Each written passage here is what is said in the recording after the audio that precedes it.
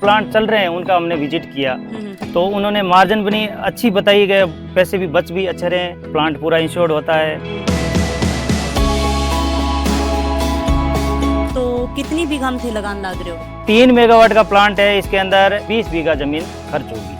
कहीं था नहीं इनका माशी क्या मतलब पीछड़ा का माशो कम से कम मिनिमम 12,000 यूनिट पर डे मान के चले। ऐ बताओ कि नीचे थे खेती बाड़ी कर सको को नहीं कर सको? खेती में अच्छा फायदा भी होगा, डिफॉल्टर किसान नहीं है, सिविल अच्छी है, उसके तो कोई दिक्कत है। जो किसान इसमें टेंडर नहीं ले पाए हैं, अगस्त में दूसरे टेंडर ओपन होने वाले हैं। टाइम जल्दी जितना इंस्टॉल करेंगे जितना ही फायदा है। पीपीए होने से पहले काम कराएंगे तो टाइम बचेगा तो आगे के लिए कमीशनिंग करने में जल्दी होगी, तो फायदा ही फायदा है।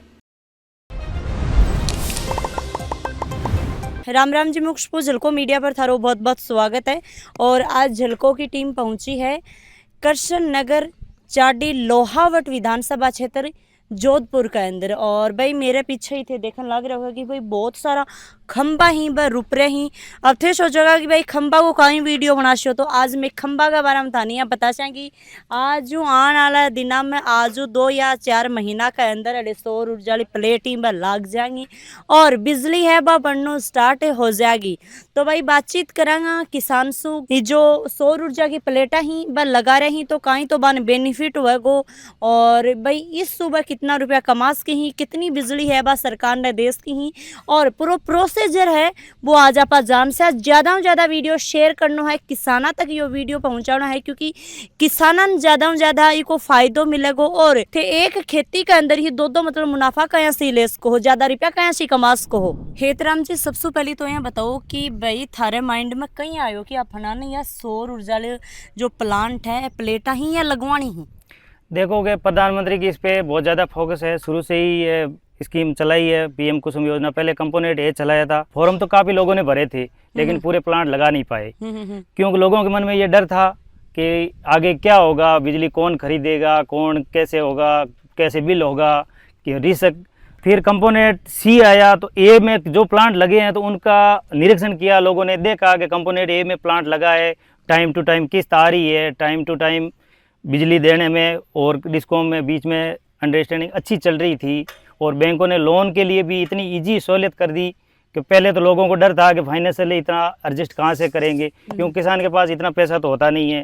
तो रिस्क लेके बैंक वालों ने भी फाइनेंस किया, उसके बाद में बैंक वालों की भी हौसला हुआ। तो अब कंपोनेंट सी के अंदर तो बैंक वाले कह रहे हैं कि आप तो आओ, हम खूब फाइनेंस कर रहे हैं। गवर्नमेंट ने इसके अंदर 70% की गारंटी दी है कि 70% इनका लोन करो, 30% किसान खुद एडजस्ट करेगा। आत्मनिर्भर बनने के लिए प्रधानमंत्री जी ने ये स्कीम चलाई है सौर ऊर्जा की, तो इसके अच्छी स्कीम है।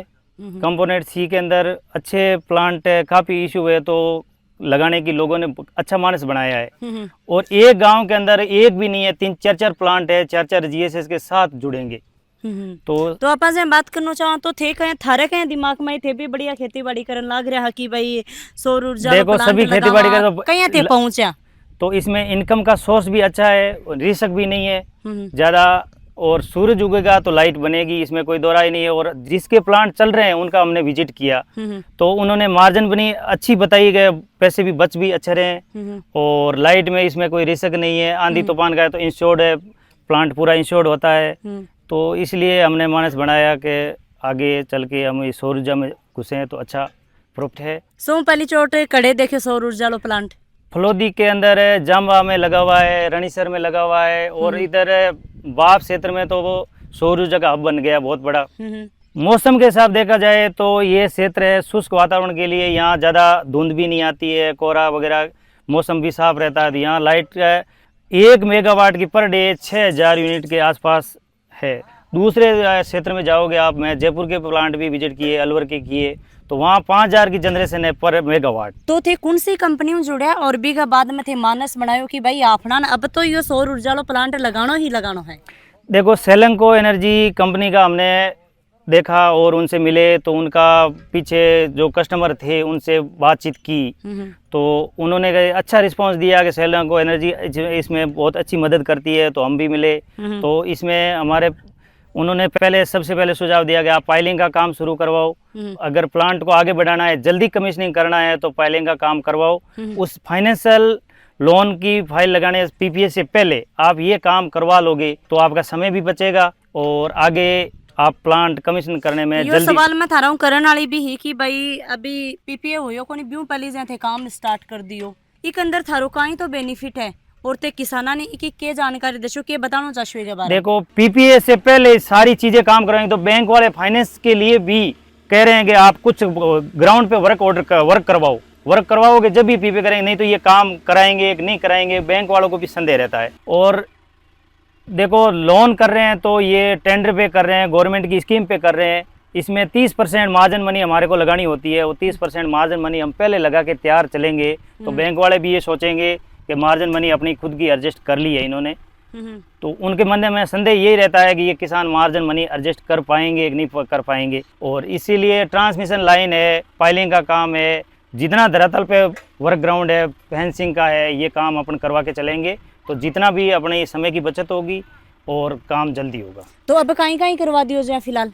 अब फिलहाल पाइलिंग का काम पहले शुरुआत में पाइलिंग का करवाया है और जमीन लेवलिंग का है और फेंसिंग तारबंदी है, ट्रांसमिशन लाइन है, जीएसएस तक ट्रांसमिशन लाइन पहले खिंचवा के तैयार कर दी है। सेलेंको के अंदर कितनी मदद कर रही है, देखो कितना सहयोग कर रही है? गाइडेंस पूरी सेलेंको की है, सेलेंको ने गाइडलाइन की है कि आप ऐसे ऐसे काम करोगे तो इतना फास्ट होगा इतना, तो इसलिए सेलेंको शुरू से ही मदद की है। इंजीनियरिंग और डिजाइन में सेलेंको का अच्छा है काम और मैन पावर भी अच्छी है, वर्क करने के लिए मशीनरी वगैरह हर चीज़ के लिए वो एनी टाइम तैयार रहते हैं। फाइनेंशियल के लिए भी उन्होंने बैंक के लिए क्या क्या डॉक्यूमेंट तैयार करने हैं, कहाँ से कितना एडजस्ट करना है, वो सारी चीज़ बैंक गाइडेंस करता है सेलेंको एनर्जी।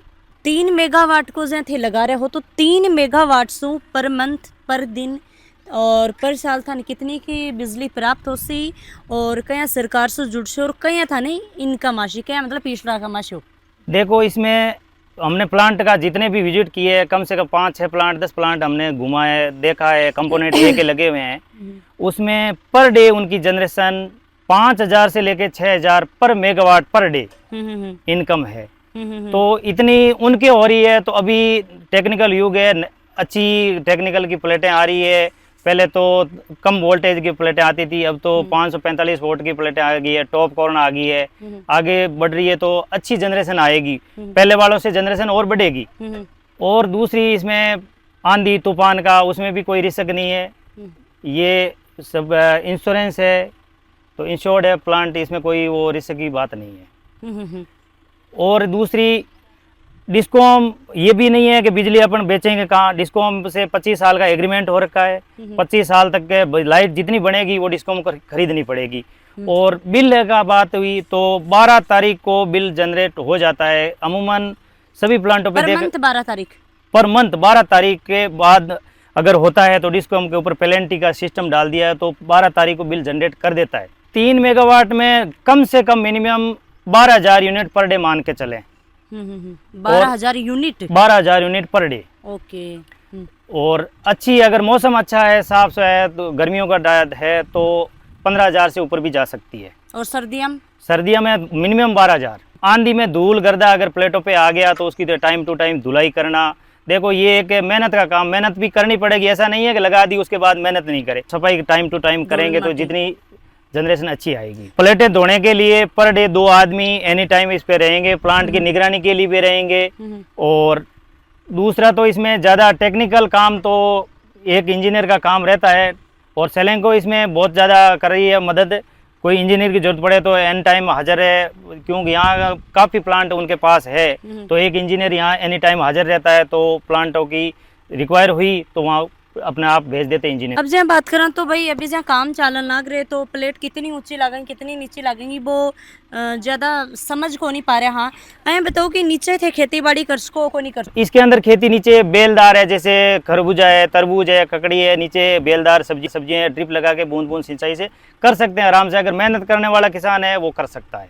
मतलब कि किसान डबल फायदा उठा सके, नीचे सब्जी बाकी बिसु थे बेनिफिट बिसु फायदो कर सको और साथ में ही सौर ऊर्जा लो प्लांट लगा के भी थे फायदो है वो उठा बिल्कुल सको। अपना ग्रीन हाउस बनाते हैं उस टाइप की इसके छायादार अगर ज़्यादा सर्दी पड़ रही है, ज़्यादा गर्मी पड़ रही है, तो उसका आधी छाया आधे धूप मिलेगी, तो ये खेती में अच्छा फायदा भी होगा। तो अड़े जहाँ घूमे फिरे तो कोई ना ना, ऐसा कुछ नहीं है इसमें। करंट का कोई से इसमें इन्वर्टर लगते हैं, इन्वर्टर से आगे डीसी केबल लग जाती है, तो केबल से सीधा करंट जाता है वहाँ, बीच में यहाँ करंट का कोई नहीं है। और बिजली का इसमें लगता है, लाइटिंग अरेस्ट लगता है, तो अगर बिजली भी गिरती है तो भी इस पे कोई प्लांट पे नुकसान नहीं होता है, और इसमें करंट का कहीं वो नहीं है जोखिम। 30% थे भाई थारी जेबू लगाशो तो लोन कितनों की मिलशी और पूरा ऑल टोटल खर्चो कितना होगा? देखो ये 10 करोड़ का प्रोजेक्ट है, उसमें 3 करोड़ के आसपास मार्जिन मनी खुद की लगानी पड़ती है।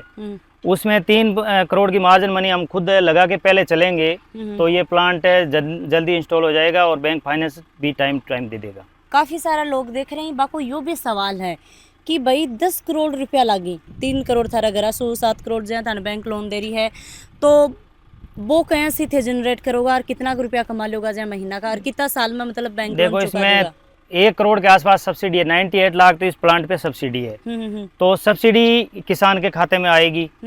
दूसरा हम फाइनेंशियल एडजस्ट करेंगे इधर से, नहीं तो पार्टनर डाल के बनाएंगे, किसी से सहयोग करेंगे, फिर जनरेट होगी, फिर वापस उनको सब्सिडी आएगी तो पैसे उसको वापस कर देंगे। एक अंदर घर वाला कितनों के साथ दे रहे हैं कि भाई इतनों रुपयों करनू लगा रहे हो? देखो घर वालों के सहयोग से ही काम हो रहा है, घर वालों के सहयोग बगैर तो काम होता ही नहीं है। हर जगह घर का पीछे परिवार का सहयोग होना बहुत जरूरी है, रिश्तेदारी गांव के उसका भी गांव का भी सहयोग होना बहुत जरूरी है। क्यों लाइन ले जाना करना गांव से बहुत, और गांव को भी फायदा होगा इससे, लाइट बनेगी तो ट्यूबवेल वगैरह किसानों की है तो टाइम टू टाइम मिलेगी लाइट, तो फायदा तो गांव वालों को भी है। बाकी फाइनेंशियल आपका अगर है एडजस्ट तो आप पाइलिंग का काम पहले स्टार्ट करवाएं, पाइलिंग के बाद में ट्रांसमिशन लाइन, और दूसरा काम बैंक के पास जो डॉक्यूमेंट है वो आप पूर्ति करके दे दीजिए। और इसमें जो किसान इसमें टेंडर नहीं ले पाए हैं तो आगे अप्रैल के बाद में जो टेंडर छूटे हैं उस रह गए हैं, तो अगस्त में दूसरे टेंडर ओपन होने वाले हैं डिस्कॉम, तो उसमें ध्यान रखें, निश्चिंत होकर इसमें टेंडर लें और आगे पीएम कुसुम योजना का फायदा उठाएं। मतलब भाई कठिन भी देख लो, किसान ने फायदा उससे, और भाई बिजली जनरेट करके देशी तो सीधी सी बात है भाई बिजली अपने राजस्थान में इंडिया में सही रही और बढ़िया टाइम टू टाइम जहाँ काम चल रहा है, जहाँ बता लग रहे भाई काम स्टार्ट हो चुके है, और भाई थे देख भी सकोगी काम चालू है, और शायद दीपावली तक यो काम है वो कंप्लीट हो जाएगा, और भी के बाद में जहाँ प्रोसीजर वगैरह होगी और भाई बिजली है बाद जनरेट होने लग जाएगी। तो थे भी वीडियो ज़्यादा में ज़्यादा शेयर करना है, यो वीडियो किसाना तक ज़्यादा में ज़्यादा पहुँचाना है। डिस्क्रिप्शन में लिंक वगैरह दिया ही की प्रोसीजर रहेगी, साथ में ही भाई सेलिंग को कंपनी है बाका भी नंबर ही और सारी चीज़ एड्रेस पता है वो मैं डालो है, और भाई फ़ायदो है वो उठाओ जाए कि ये किसान ही भाई थोड़ा दिना बाद में 5-6 महीना बाद में जहाँ 2024 तो निकल जासी पर 2025 वहाँ का इनकम है बाणु स्टार्ट हो जाएगी। तो वीडियो शेयर करना है, साथ में ही ज़्यादा से ज़्यादा थाने को फ़ायदा उठाना है, क्योंकि सब्सिडी भी मिल रही है, कंपनी भी साथ देगी, साथ में यहाँ का जो किसान लोग ही बन भी थे पूछो जानकारी प्राप्त करके और थे इसको ज़्यादा से ज़्यादा बेनिफिट है वो ले सको हो। राम राम सा, धन्यवाद।